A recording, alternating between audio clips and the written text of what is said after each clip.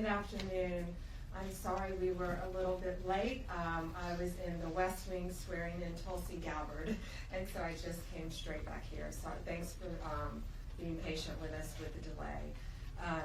We're here today because we have filed charges against the state of New York. We have filed charges against Kathy Hochul. We have filed charges against Letitia James and Mark Schroeder, who is with DMV. This is a new DOJ, and we are taking steps to protect Americans, American citizens, and angel moms, like the mom standing right behind me, who you're going to hear from in a moment.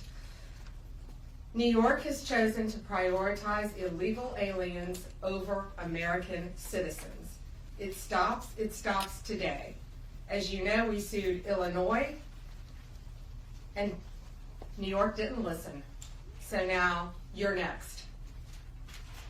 Millions of illegal aliens with violent records have flooded into our communities, bringing violence and deadly drugs with them. With me today, I'm so proud to be joined by Tammy Nobles. Tammy is an angel mom. Her beautiful daughter, Kayla Hamilton, was murdered by an MS-13 member in 2022. Kayla had just turned 20 years old, and she was raped and murdered by someone who should not have been in our country. Yet, he was released, flown to Maryland, where he committed this violent murder. I just want you to hear from, Tammy. Tammy represents not only herself and her family, but all of the great angel moms around this country who have suffered because of what the Biden administration did, and it is over.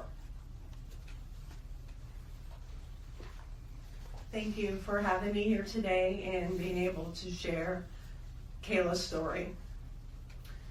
Her murderer was able to come across the border knowing that he was flagged as an MS-13 gang member, and he had a criminal record in 2020 in El Salvador for illicit gang activity. He came over as an unoccupied alien child, saying that he was afraid of gang activity in his country. Health and Human Services called him a nice boy, and he showed age-appropriate behavior. That fell so wrong when he murdered my daughter. He ended up in Maryland, where he was able to rent a room in the same mobile home as her. We thought it was a legit company that were renting out these rooms, but it turned out that it was another illegal immigrant who owned these mobile homes, and he knew Walter from El Salvador. He knew him and allowed him to rent a room with my child. Kayla just turned 20 years old 3 days before she was murdered. Her murderer was only living there for 5 days before he viciously strangled her, raped her, and left her on the floor like trash and robbed her of $6. I have been sharing her story for over 2.5 years to bring change, because this should have not have ever happened to Kayla, and it shouldn't be happening to other families being hurt by the border.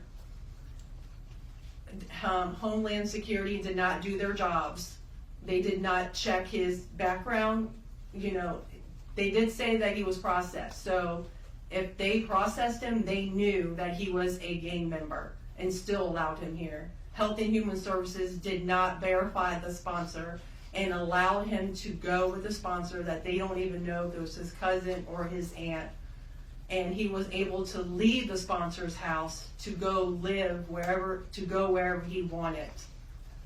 And I am going to continue sharing Kayla's story to help save others and to bring awareness of what was happening under the Biden-Harris administration. And I'm so thankful for Pam having me here today, and I'm so thankful for the opportunities I got from Trump and any other platform, people who allowed me to share her story, because this is going to end.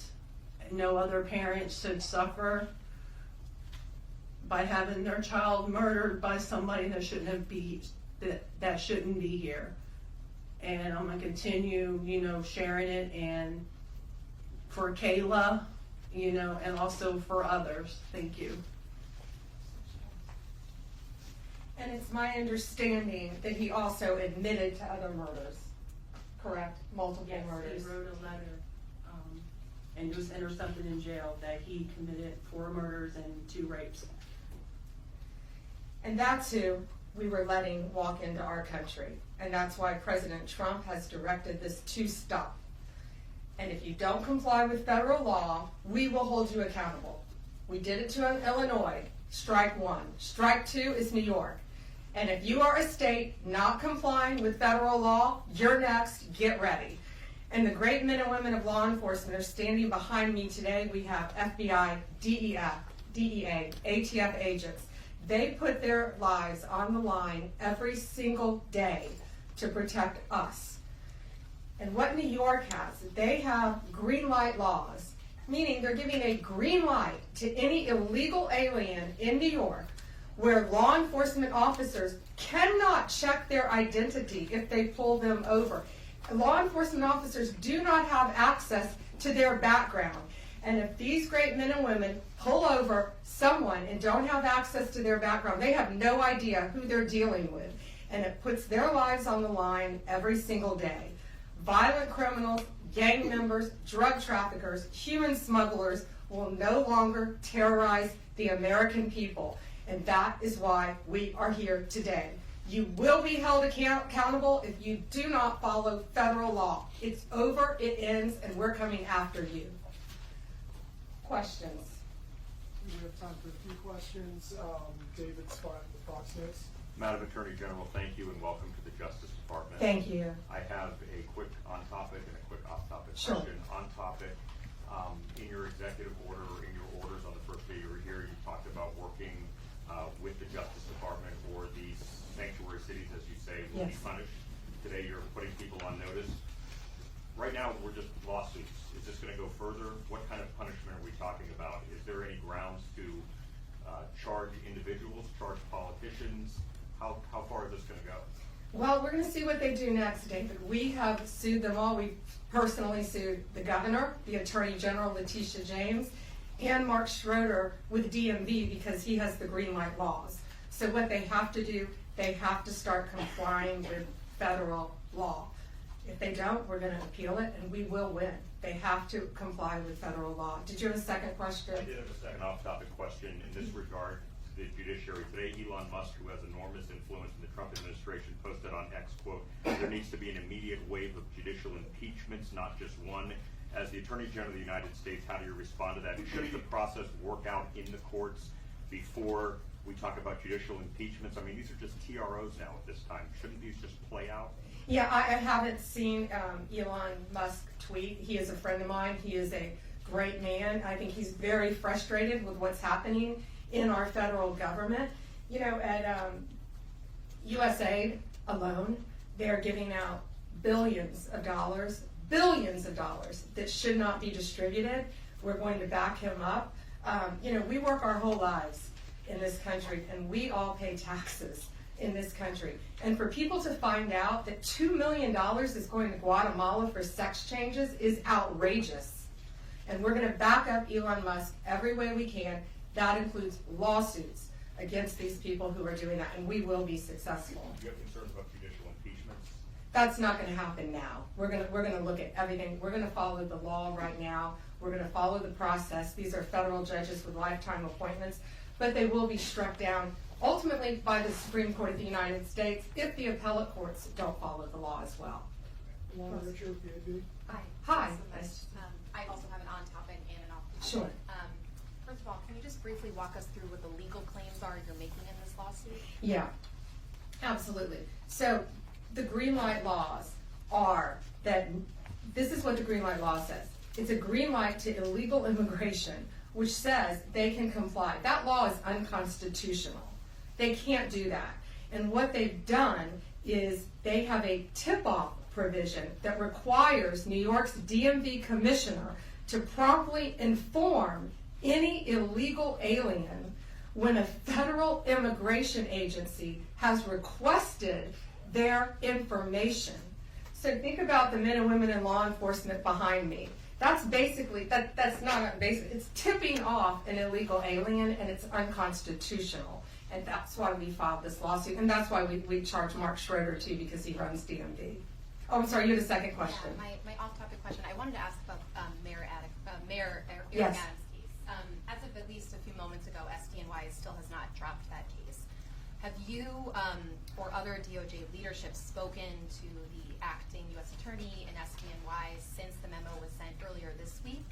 And what will you do if she refuses to drop the case? I have not spoken to her. I know our acting DAG, Emil Bove, has spoken to her, and Chad Mizell may have spoken to her, but that case should be dropped. It was done at the directive of Emil, so that case should be dropped. I did not know that it had not been dropped yet, but I will certainly look into that. Reagan, Daily Caller. Hi, how are you? Tom Homan suggested this week that someone from within the FBI may be leaking information about the ICE raids, and that such could be putting officers' lives at risk. Has the DOJ gotten any closer to determining if these leaks are coming from within the FBI? And what will the consequences be if they can identify the leakers from the FBI? Excuse me.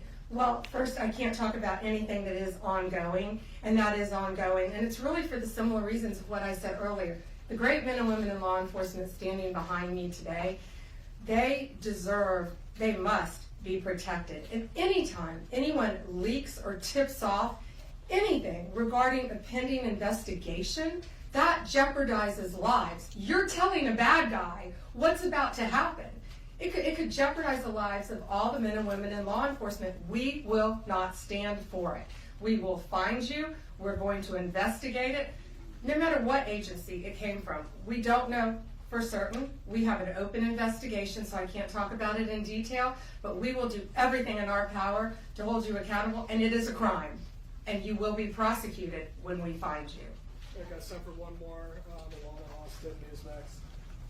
Hi, Madam Hi, Alana. Attorney General, thank you so much for your time. I was also interested in hearing specifically what the interactions have been like with Mayor Adams. And I know he has a little bit of a different tone than some of the other Democrats out of the Empire State.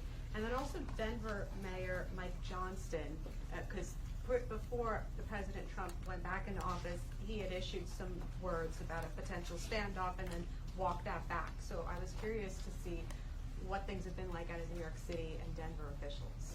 Yeah, well, we're hoping that in New York, Mayor Adams is going to cooperate with us with the sanctuary cities and the illegal aliens. And has the mayor in Colorado been cooperating? Do we know? I believe he might have now. Yeah, I believe Colorado is now cooperating. That's what we want. We don't want to sue you. We don't want to prosecute people. We want people to comply with the law. This is very simple. An MS-13 member murdered her daughter. That's happening throughout this country. We have one angel mom is too many. And we have angel moms throughout this country who should not be going through this. Comply with the law. This is the last thing we want to be doing. We want to be out there, all of us, fighting violent crime.